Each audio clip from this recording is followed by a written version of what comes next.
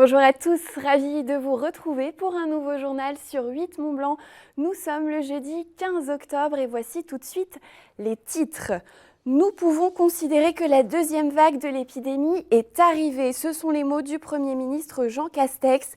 Le gouvernement a détaillé cet après-midi les nouvelles mesures en vigueur. Dans ce contexte, les petits commerçants sont inquiets. Nous verrons le témoignage d'une coiffeuse à Aïs. Et puis ils donnent leur temps et même une grande partie de leur vie pour les autres. 11 millions d'aidants accompagnant au quotidien un proche malade ou dépendant. Rencontre poignante en fin de journal. La France passera de nouveau en état d'urgence sanitaire ce samedi et pour 4 semaines au moins. La seconde vague est là, d'après Jean Castex. Après la prise de parole d'Emmanuel Macron, les nouvelles mesures de lutte contre l'épidémie ont été précisées cet après-midi par le gouvernement. Un couvre-feu sera instauré entre 21h et 6h en Île-de-France et dans 8 métropoles françaises. Grenoble, Lyon ou encore Saint-Étienne sont concernés. Les fêtes privées telles que les mariages sont pour leur part interdites dans toute la France. Le protocole sanitaire dans les restaurants va être renforcé, limitant le nombre de clients par table à 6 personnes. Dans nos pays de Savoie, l'épidémie progresse également. La Savoie pourrait basculer très prochainement en zone d'alerte renforcée. Nous y reviendrons dès demain dans le JT. En Savoie toujours, nous avons appris ce soir la fermeture temporaire de la crèche multi-accueil de Lille au Trésor. La présence de plusieurs cas positifs à la Covid-19 parmi le personnel d'accueil impose cette fermeture exceptionnelle de l'établissement les vendredis 16 et lundi 19 octobre 2020. Dans ce contexte, les petits commerçants sont inquiets. Durant le confinement, une coiffeuse d'Aïs avait proposé sur les réseaux une vidéo humoristique. Elle mettait en scène les conditions sanitaires qu'elle pourrait appliquer dès la réouverture de son salon de coiffure. Jean-Paul Crespi est allé prendre de ses nouvelles. Elle fait le bilan de ces quelques mois post-confinement et nous explique comment elle envisage les prochaines semaines. Reportage. Après 3 mois d'arrêt et une réouverture le 12 mai sous conditions sanitaires strictes, son salon de coiffure a retrouvé une activité presque normale et une clientèle fidèle et compréhensive. Aujourd'hui, elle doit s'imposer des temps réguliers pour désinfecter les matériels utilisés. Sur son agenda, ces périodes de nettoyage et le coût engendré par l'utilisation des produits de désinfection se répercutent sur son chiffre d'affaires. Une perte financière non négligeable, acceptée au regard des contraintes humaines et économiques subies par d'autres secteurs d'activité. J'étais contente de revenir, de retrouver ma clientèle et le fait de voir que les gens sont toujours aussi présents, ça donne le sourire, ils nous soutiennent. Pour la plupart, ils tiennent à soutenir aussi leurs petits commerçants, donc ça donne le sourire. Et puis ma situation financière, elle est moins bonne qu'avant, mais elle est quand même supportable et du coup, on n'a pas envie de baisser les bras. La perte, je dirais qu'elle se situe entre 20 et 30%. Après 5 mois d'activité et une farouche volonté de poursuivre ce qu'elle a entrepris, sans être résignée, elle s'interroge désormais sur les conditions sanitaires actuelles. Elle redoute les semaines qui sont devant elle, mais se refuse à imaginer une quelconque nouvelle fermeture.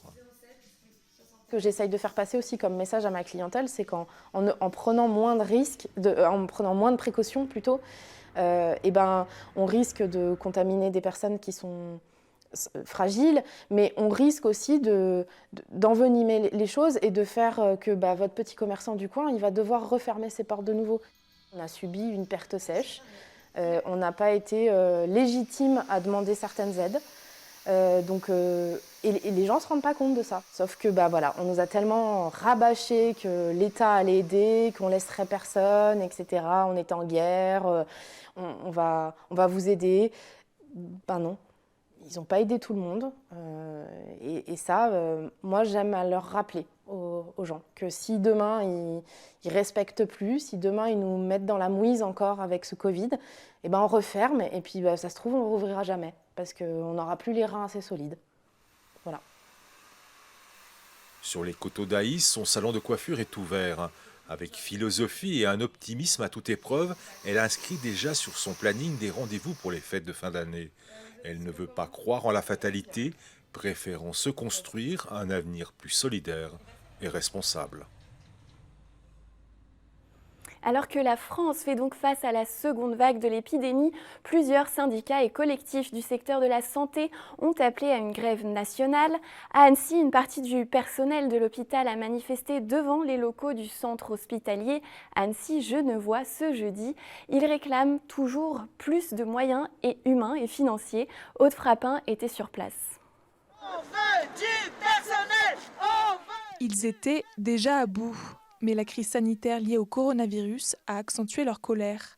Infirmiers, aides-soignants et personnel hospitalier, ils étaient plus de 200 ce matin à manifester devant l'hôpital d'Annecy pour dénoncer leurs conditions de travail.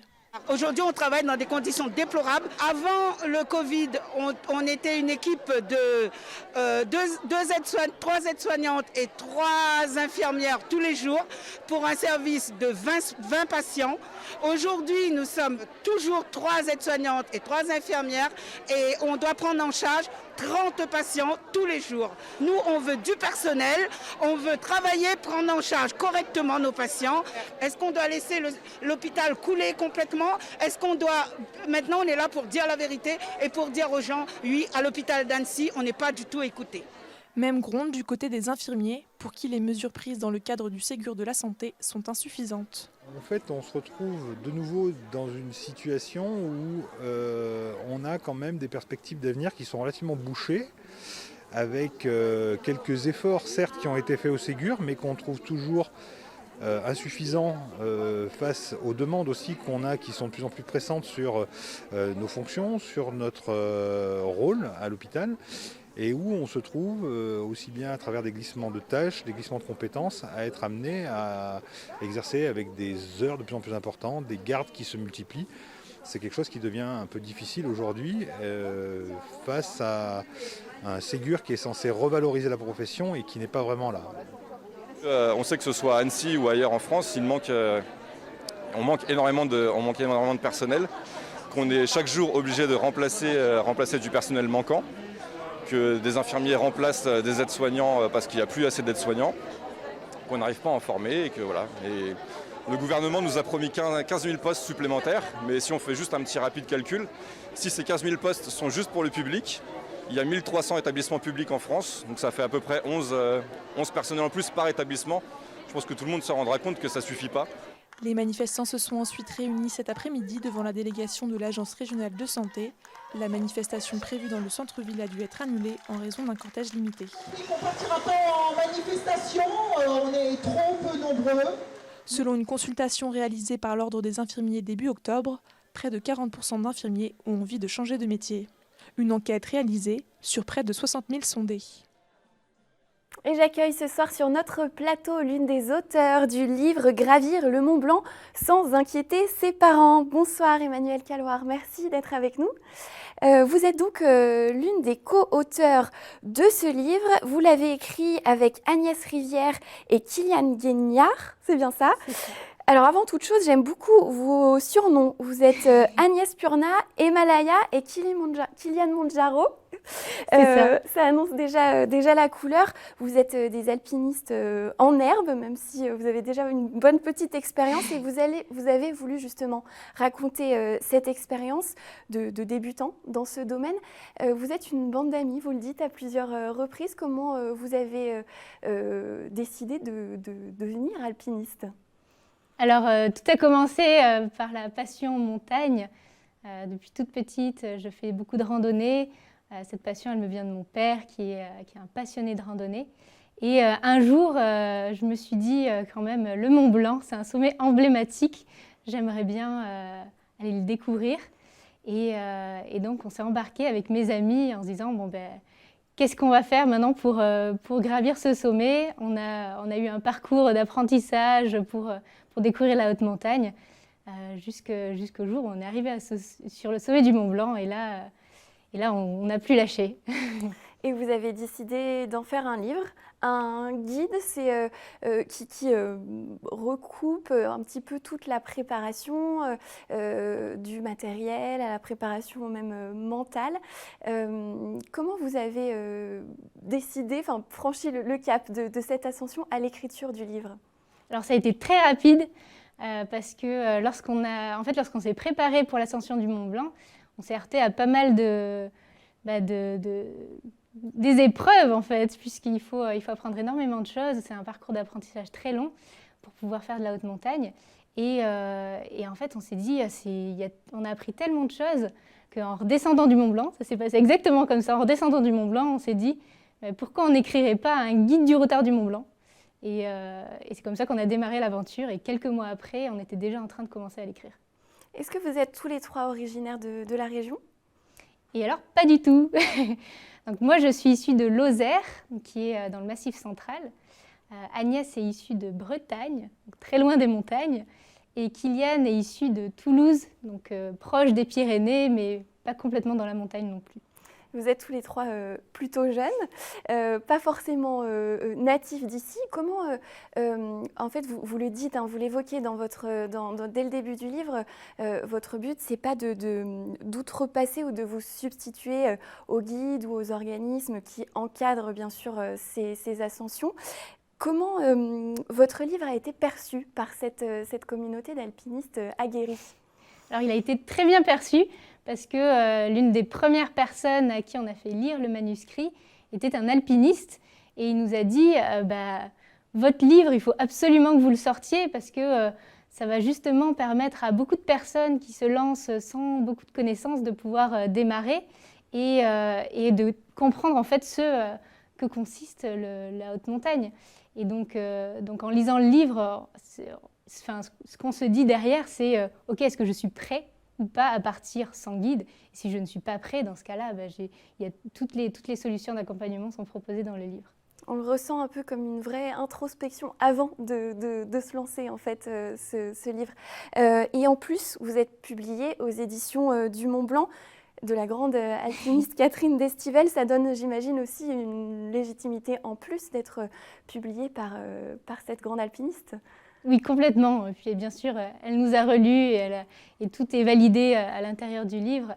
Donc on a eu l'honneur de pouvoir publier notre livre dans sa maison d'édition. C'est assez ludique, c'est vraiment comme un guide, un compagnon. Et puis en plus, il y a des fiches détachables sur les topos, sur différentes choses. Alors j'avoue que moi, mes préférés, c'est les règles du jeu du président ou du tarot africain, je crois que c'est ça. Oui.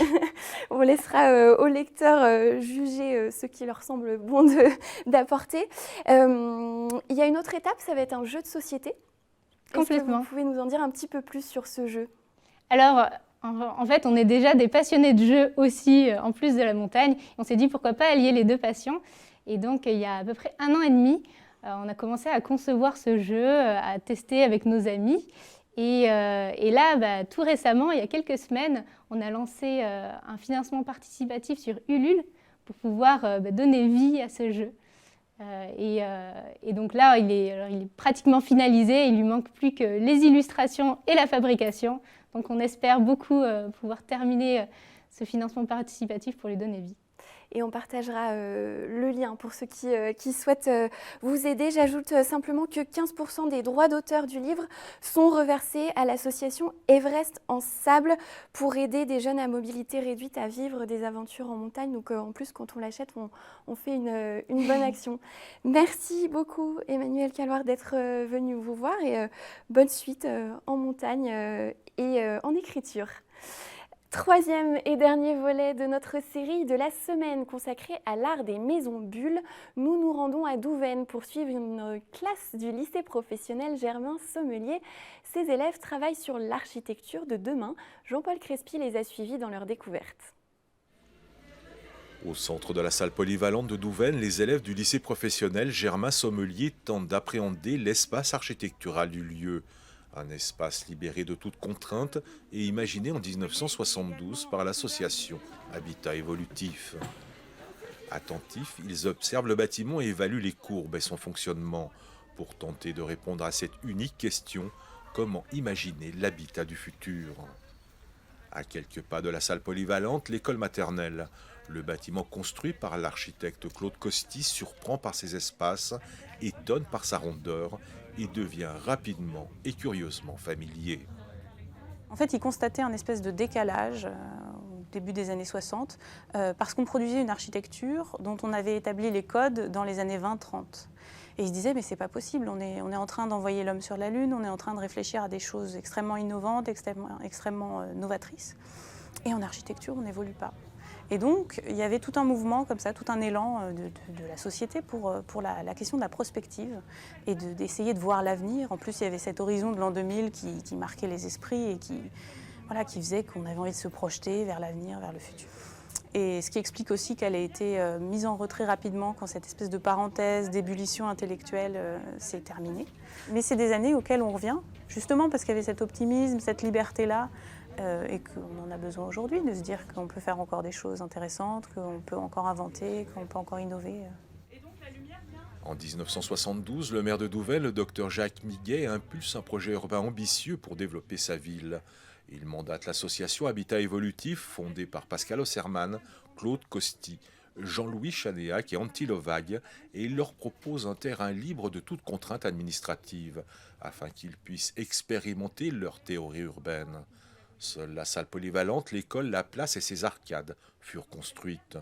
Lors des élections de 1977, Jacques Miguet est battu de quelques voix. L'opposition victorieuse met un terme définitif au projet urbain. C'est un peu étrange de voir une école maternelle avec cette forme parce qu'on n'a pas l'habitude. C'est souvent carré, avec des couleurs basiques. Le fait que ce soit sous une forme d'une bulle, etc., c'est vraiment bien. Ça te pousse envie à travailler. C'est original. J'ai bien aimé donc déjà l'histoire qu'il y a eu de cette ville. Donc que le maire ait décidé de laisser les gens faire ça, c'est super intéressant. Ça, aujourd'hui, c'est important qu'ils aient ce panel de propositions. Alors ici, c'est dans un but architectural, mais il faudrait que ça soit dans tous les domaines artistiques, culturels, dans les designs d'objets, etc., dans tout ce qu'ils ont au quotidien autour d'eux. Bien qu'inachevée, la construction de cet ensemble urbain reste un témoignage majeur de cette aventure architecturale. Les élèves du lycée Germain Sommelier, quant à eux, se projettent et imaginent déjà leur utopie. Un travail d'éveil et de recherche, un salut appuyé à cette aventure urbaine exceptionnelle. L'ensemble architectural de Douvaine est inscrit au monument historique et reconnu comme patrimoine architectural du XXe siècle. Et sachez que les Journées nationales de l'architecture débutent ce vendredi. Elles vont durer tout le week-end. Au programme partout en France, des rencontres, des débats, des visites de bâtiments, de chantiers ou encore des balades urbaines et des expositions. Nous vous avons parlé par exemple en début de semaine de l'exposition Conquête spatiale au Conseil d'architecture, d'urbanisme et de l'environnement de Haute-Savoie à Annecy. Toutes les infos sont à retrouver sur le site caue74.fr ou sur le site journée au pluriel architecture.culture.gouv.fr. 8 Mont-Blanc est présent sur le festival Grand Bivouac, le festival du film documentaire et du livre de voyage et d'aventure à Albertville. Il a lieu jusqu'au 18 octobre en salle et jusqu'au 25 en ligne. Pour en parler, nous sommes en ligne avec Guy Chaumereuil, président du festival. Bonsoir, merci d'être avec nous. Oui, bonsoir à vous. Alors comment se passe cette édition maintenue malgré ce contexte très particulier ? Vous savez, en 2 mots, organiser le Grand Bivouac, c'est ni de l'entêtement, ni de l'aveuglement et encore moins du passe-droit. Cela fait depuis le mois de mai que nous travaillons avec les autorités, avec bien sûr toute l'équipe, à organiser un certain nombre d'hypothèses qui sont censées s'adapter au temps présent. Et bien l'hypothèse aujourd'hui, c'est effectivement de proposer une centaine de rendez-vous en toute sécurité, puisque nous pensons qu'une sécurité maximale est l'équivalent d'une sérénité maximale, et il faut louer d'ailleurs l'extraordinaire discipline de nos festivaliers. Si d'ailleurs je vous parle ce soir sans masque, c'est parce que je suis absolument tout seul dans une salle qui, bien sûr, pour l'instant est désertée. En quelques mots, quels sont les grands temps forts qui nous attendent dès ce week-end ? Si vous voulez, le thème, vous l'avez juste derrière moi, les nouveaux jours. Nous y avions pensé déjà en décembre dernier. Peut-être avions-nous un petit peu donné, je ne sais pas, ou de la chance, c'est-à-dire comment on peut prévoir l'avenir. Puisque, si vous voulez, le festival, le Grand Bivouac n'est pas à proprement parler un festival du voyage. Il y a 2 manières de voyager, soit on voyage pour soi et on raconte aux autres. C'est très bien, c'est très respectable, mais ça nous intéresse aujourd'hui assez peu, il faut bien le dire. En revanche, on voyage pour connaître le monde et comprendre les populations dans le monde. Et donc, les 60 films internationaux qui sont présentés ici, mais également en ligne, puisqu'on peut réserver en ligne aujourd'hui, eh bien, racontent l'histoire d'hommes et de femmes sur 35 pays différents et qui se débrouillent avec leur vie comme on le fait aujourd'hui nous-mêmes, à la fois avec parfois des difficultés, mais aussi avec beaucoup d'ambition. Le Grand Bivouac, c'est une forme d'humanité, voire d'humanisme. On raconte les gens tels qu'ils sont et croyez-moi, c'est assez intéressant, bien au-delà des crises que nous vivons. Merci beaucoup Guy Chomereuil, nous serons présents et d'ailleurs nous tournerons un panorama qui sera diffusé la semaine prochaine sur notre antenne. Merci beaucoup. La journée nationale des aidants a eu lieu la semaine dernière. Ce sont des parents, des frères ou des sœurs qui prennent en charge un proche handicapé ou dépendant. Depuis le 1er octobre, ces accompagnants peuvent prendre des congés indemnisés, une nouveauté qui pourra soulager ces travailleurs de l'ombre. Aude Frappin est allée à la rencontre d'une famille concernée par la maladie. Elle nous livre le portrait touchant de Salomé, de son papa et de sa sœur.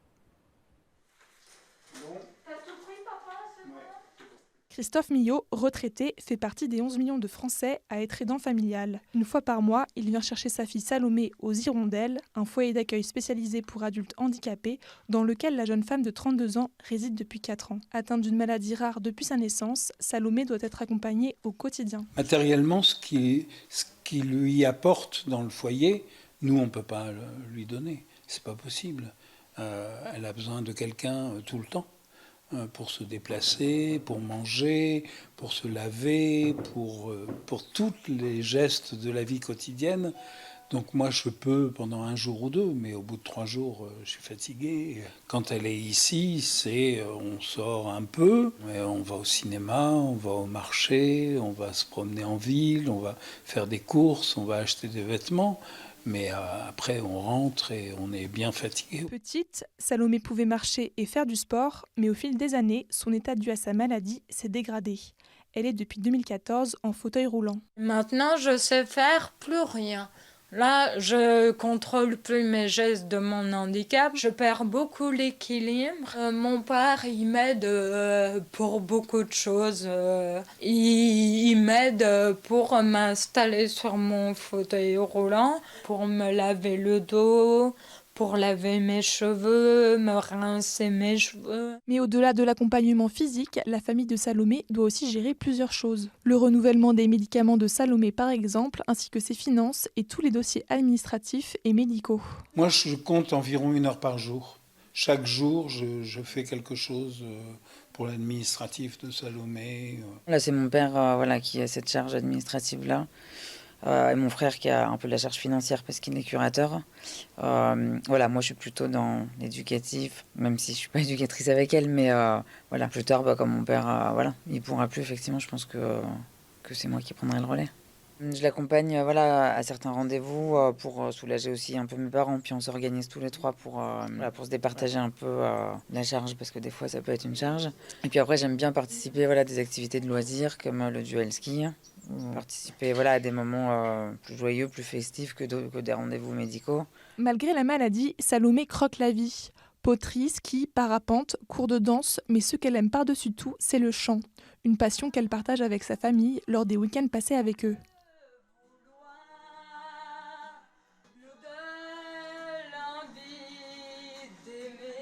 Le fait d'être aidant familial, c'est particulièrement difficile à certains moments, mais c'est particulièrement joyeux, c'est du grand bonheur.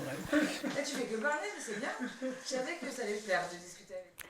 On se quitte en images durant tout le mois d'octobre à Annecy. En attendant l'ouverture de saison début novembre, Bonlieu Scène Nationale propose chaque fin de semaine gratuitement de petites pièces, danse, théâtre, performances avec de nombreux artistes. Jusqu'à samedi dans le forum, les frères Léo et Gaël Manipou vous proposent un moment acrobatique et poétique. Vous le voyez sur ces images de Fanette de Buisson. Retrouvez-les chaque soir de 18h30 à 19h30. N'oubliez pas, juste après la météo, Météo, le 4e épisode de Panorama. Et puis si vous nous regardez en direct, à 19h et 23h, le documentaire Mon été sur la lagune, une diffusion en hommage à Christian Lelong, réalisateur annécien avec qui nous avons régulièrement travaillé. Il nous a quittés dimanche dernier des suites d'une longue maladie. C'est la fin de ce journal. Bonne soirée sur 8 Mont Blanc. À demain.